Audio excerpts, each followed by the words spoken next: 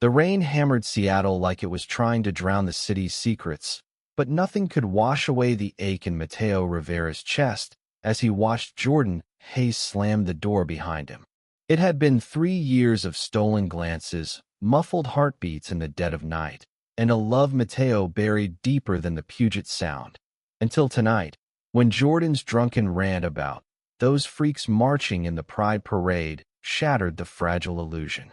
Now, sprawled on their threadbare couch in the dim glow of a single lamp, Mateo clutched a crumpled pride flag he'd hidden under his mattress, tears blurring the rainbow stripes, wondering if his heart could break any harder without killing him. Jordan stumbled back into the apartment an hour later, reeking of cheap beer and regret, his broad shoulders slumping under the weight of whatever demons he'd drowned at the bar. He was 22, all muscle and quiet intensity, the kind of guy who turned heads on the University of Washington campus with his easy smile and that laugh that rumbled like distant thunder. Mateo, 21 and wiry from too many late-night study sessions, had always been the shadow to Jordan's light. The one who fixed the leaky faucet, shared playlists of indie rock, and pretended his pulse didn't spike every time their knees brushed under the kitchen table. They'd met as freshmen, thrown together by a housing lottery in this creaky Victorian off-campus rental, its walls paper-thin and echoing every sigh. Mateo, with his sun-kissed skin from Miami summers and curls that fell rebelliously over his forehead, had fallen first, hard, irrevocably, over a shared pot of arroz con pollo he'd cooked to ease the homesickness. "Mateo, you up?" Jordan's voice was gravelly, laced with that post-bender haze. He flicked on the kitchen light, casting long shadows that danced like accusations. Mateo wiped his face hastily, shoving the flag behind a cushion, but his eyes, dark and stormy, betrayed him. "Yeah, couldn't sleep." Mateo's accent, a soft lilt from his Cuban-American roots, trembled just enough to make Jordan pause. He leaned against the doorframe, his dark skin glistening with rain, hoodie clinging to his chest like a second skin. Jordan was from Atlanta, raised in a strict Baptist family where love was preached in pews but never questioned in whispers. He'd come to Seattle chasing basketball scholarships and a fresh start, but old scars ran deep, his father's slurs, the church sermons branding difference as sin. Jordan crossed the room in 2 strides, dropping onto the couch with a sigh that seemed to carry the weight of the world. "Man, I'm sorry about earlier. I was wasted. Didn't mean to. You know." His hand hovered near Mateo's knee, then pulled back, like touching fire. The air thickened, charged with the unsaid. Jordan's words from hours ago spit like venom. "I don't get why they gotta shove it in everyone's faces. It's unnatural, bro ruins everything." Mateo's throat tightened, a sob clawing its way up. He'd endured it all, the casual jokes, the eye rolls at queer couples on TV, because loving Jordan meant swallowing shards of glass. But tonight, with the rain a relentless drumbeat, something cracked. "You mean people like me, Jordan? That what you think?" The words hung there, heavier than the storm outside. Jordan's face crumpled, confusion etching lines across his brow. "What? Nah, you're my best friend, Mateo. You're different." But his voice faltered, eyes darting to the floor, and in that flicker of avoidance, Mateo saw the truth, denial, thick and choking. "I'm gay, Jordan." The confession tore free, raw and unfiltered, like ripping off a bandage soaked in blood. "Have been since the day we met. And I've loved you. God, I've loved you so much it's killing me. Every damn day, pretending, hiding, while you hate what I am." Silence crashed in, louder than thunder. Jordan recoiled, standing so fast the couch springs groaned. His chest heaved, fists clenched at his sides, the homophobic armor his father had forged cracking under the weight of Mateo's gaze, pleading, broken, alive with a love that demanded reckoning. Rain lashed the windows, mirroring the storm in Jordan's eyes, as the first fracture of their world split wide open. Jordan bolted to his room, the door slamming like a gunshot, leaving Mateo adrift in the wreckage. He curled into himself on the couch, the pride flag clutched like a lifeline, its colors blurring through fresh tears. How had it come to this? 3 years of building a life in this cramped apartment. Late-night cram sessions with cold pizza, road trips to Olympic National Park where they'd hiked misty trails and shared secrets under starlit skies. Jordan's arm slung casually over Mateo's shoulders in photos that now felt like lies. Mateo had traced the lines of Jordan's faith tattoo on his forearm during movie marathons, memorizing the scripture about unwavering love, twisting it in his mind to fit his own forbidden ache. But Jordan's world was a fortress of fear. Raised in an Atlanta suburb where Sunday services doubled as judgment hours, he'd internalized the poison. Love was straight lines, no curves, no colors. His ex-girlfriend, Tiana, had called him out on it once, before she left for good. "You're scared of your own shadow, Jay." He'd laughed it off, but it festered, especially here in liberal Seattle, where rainbow flags fluttered from every coffee shop and queer kids held hands on campus quad without a second glance. Jordan played it cool, the star point guard with a scholarship ride, but inside, doubt gnawed like termites in old wood. Morning broke gray and unforgiving, the rain a persistent drizzle that mirrored Mateo's exhaustion. He dragged himself to the kitchen, brewing coffee strong enough to jolt the dead, his hands shaking as he poured 2 mugs out of habit. Jordan emerged last, hair tousled, eyes bloodshot, avoiding the counter like it was mined. "Morning," he muttered, grabbing a protein bar and heading for the door. "Jordan, wait." Mateo's voice cracked the air. "We can't just pretend this didn't happen." Jordan froze, back to him, shoulders rigid. "What do you want me to say, Mateo? That it's cool? That I get it." He turned, face a mask of turmoil. Anger, fear, something softer flickering beneath. "I don't know how to do this. My whole life, they said it's wrong. Dad would disown me if... Shit, I don't even know what I'm saying." The vulnerability hit Mateo like a wave, pulling him under. He stepped closer, close enough to smell the soap on Jordan's skin, to see the pulse jumping in his throat. "You don't have to say anything. Just don't hate me, please." Jordan's hand twitched, then rose, cupping Mateo's jaw with a gentleness that stole the breath from both of them. Time suspended, the world narrowing to that touch. Rough calluses from basketball grips against smooth skin, eyes locking in a gaze that stripped away years of pretense. "I could never hate you," Jordan whispered, voice breaking. "You're everything." Their lips met then, tentative, electric, a spark in the storm that ignited something primal. Mateo's hands fisted in Jordan's hoodie, pulling him closer, tasting salt and rain and revelation.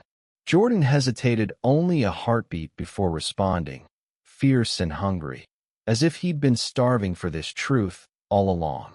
They stumbled back against the counter, mugs clattering to the floor, coffee spilling like spilled secrets, but neither cared.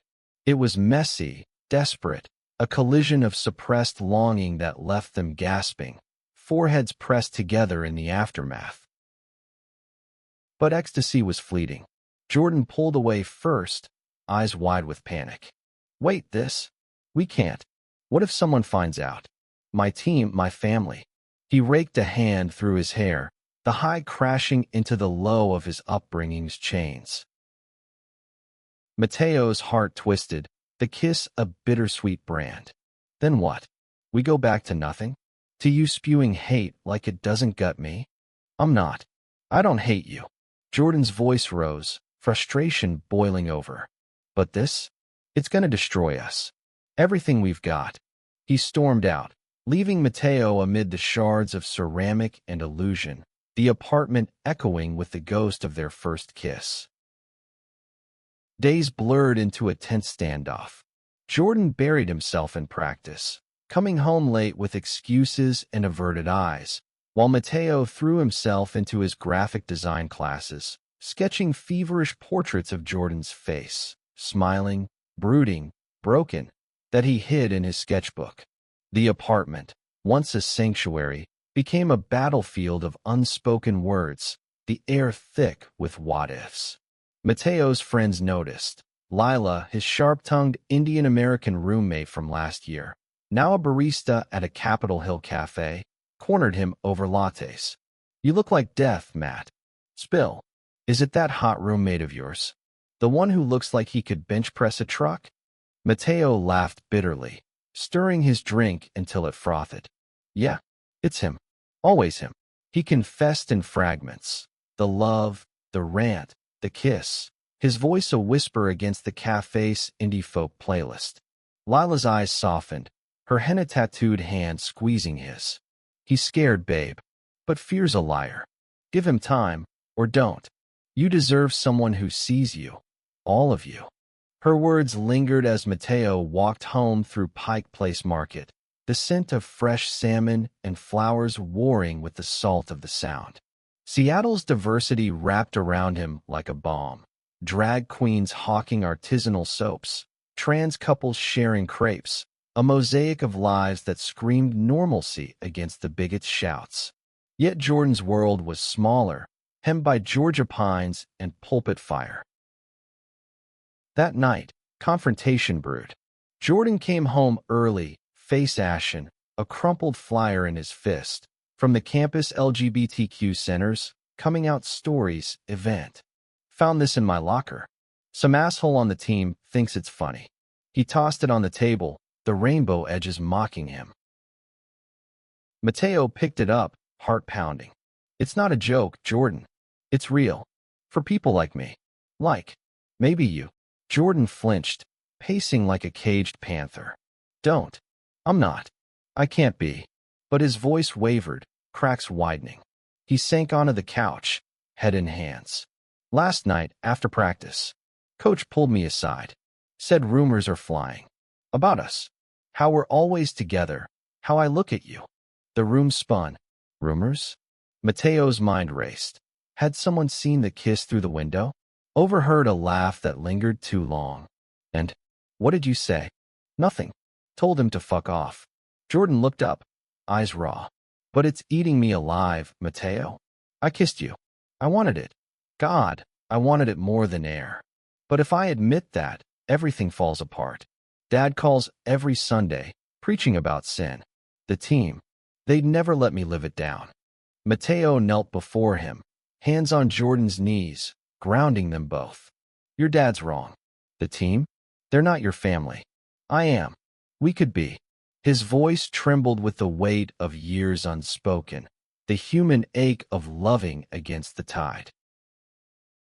Jordan's breath hitched, tears carving paths down his cheeks. Rare, precious vulnerability from a man who'd armored himself in stoicism. He pulled Mateo up, their embrace fierce, bodies aligning like puzzle pieces long separated. "I'm terrified," Jordan admitted against Mateo's hair. "But losing you? That's worse." They held on as thunder rumbled distant, the storm outside mirroring the one within. For the first time, hope flickered, not a blaze, but a steady flame against the dark.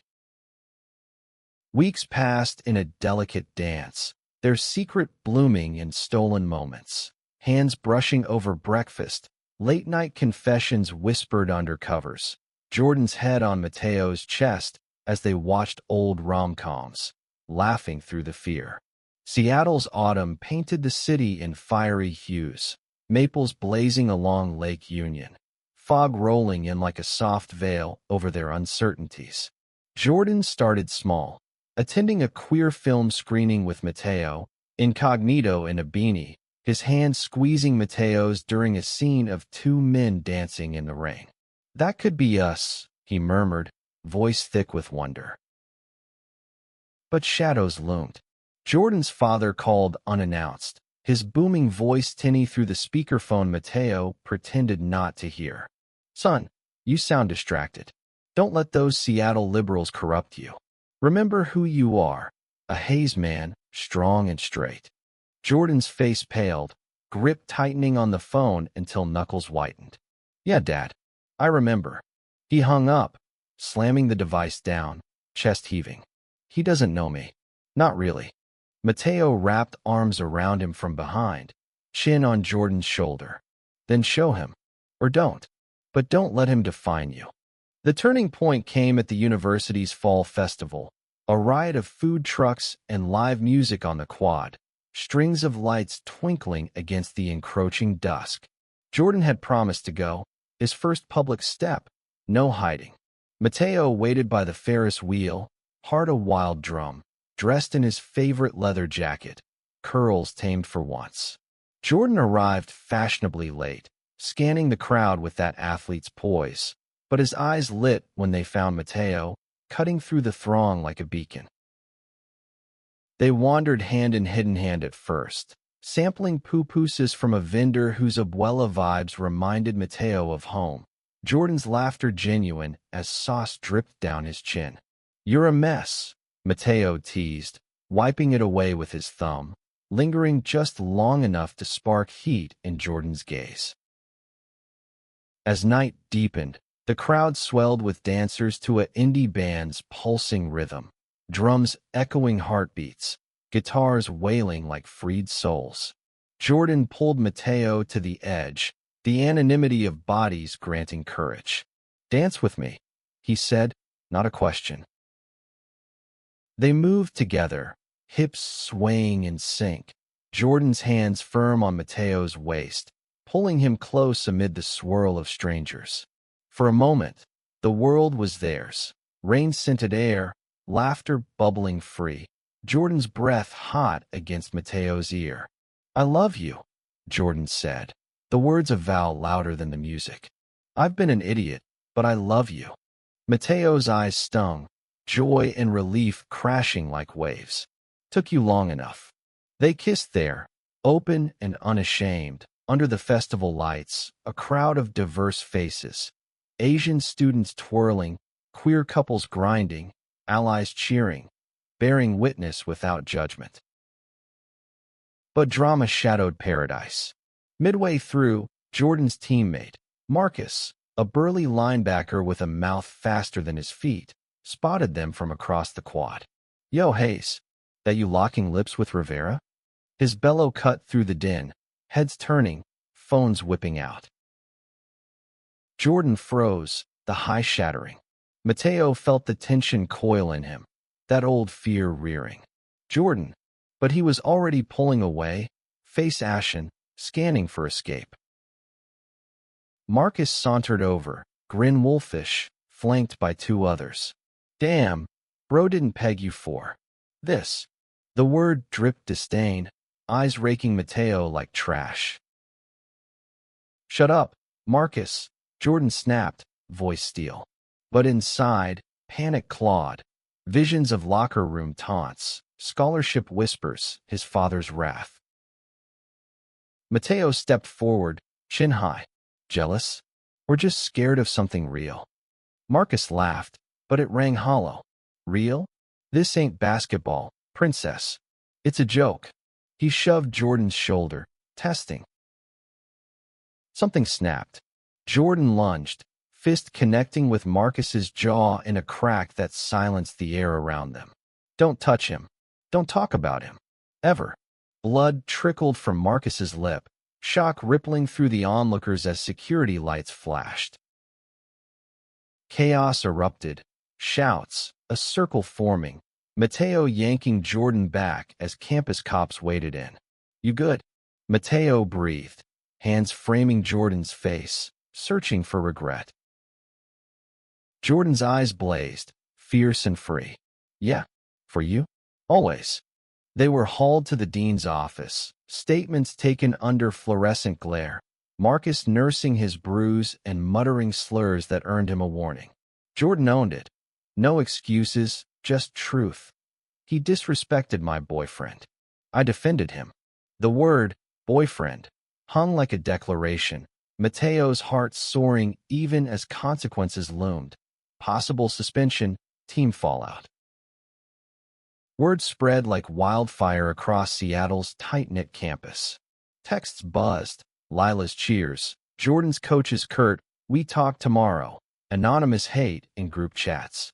That night, back in the apartment, Jordan paced, adrenaline fading to dread. What have I done? My ride's gone. Dad's gonna.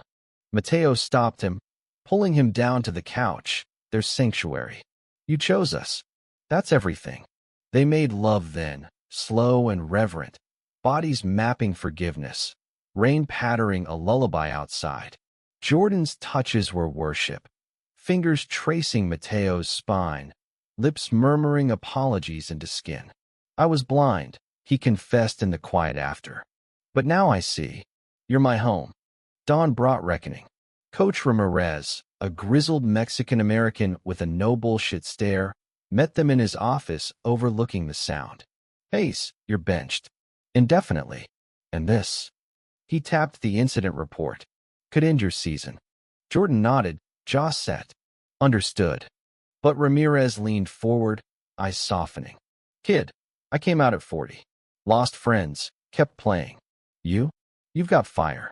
Use it. Team's got your back, if you let him." Surprise flickered. Not all was lost.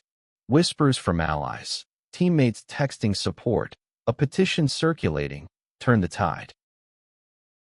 Jordan's father called that evening, voice a thunderclap. "What the hell's this I hear? Some fairy fight. You shaming the family." "Dad, listen." Jordan's tone was steady, Mateo's hand in his under the table. "I'm gay, and I love Mateo. He's the best thing in my life. If that shames you, that's on you." Silence stretched, then a choked sob. "Son, I..." The line went dead, but it was a crack in the wall, a beginning. Months unfurled like Seattle's evergreens, resilient, reaching for light. Jordan returned to the court, out and proud, rainbow laces in his sneakers drawing cheers from unexpected corners. Mateo's designs bloomed with themes of hidden love, exhibited at a campus gallery where Jordan stood beaming, arm around his waist. One spring evening, as cherry blossoms dusted Queen and Hill, they hiked to a overlook, the city sprawling below like a promise kept. Jordan dropped to one knee, ring glinting, simple silver, engraved with unwavering. "Mateo Rivera, you broke my walls and built my world. Marry me." Tears fell, laughter bubbling. Yes, 1,000 times. Their wedding was a tapestry of Seattle's souls. Lila officiating in a sari, Marcus, redeemed, humbled, toasting with genuine warmth. Jordan's father in the back row, eyes wet, whispering, "I'm proud, son." It wasn't perfect, scars lingered, doubts whispered, but it was real, a testament to love's quiet revolution. In the end, what broke wasn't hearts, but barriers. Mateo and Jordan, once roommates in secret longing, became husbands in open light, proving that even in the rain-soaked shadows of fear, love could bloom eternal, fierce, flawed, and profoundly human.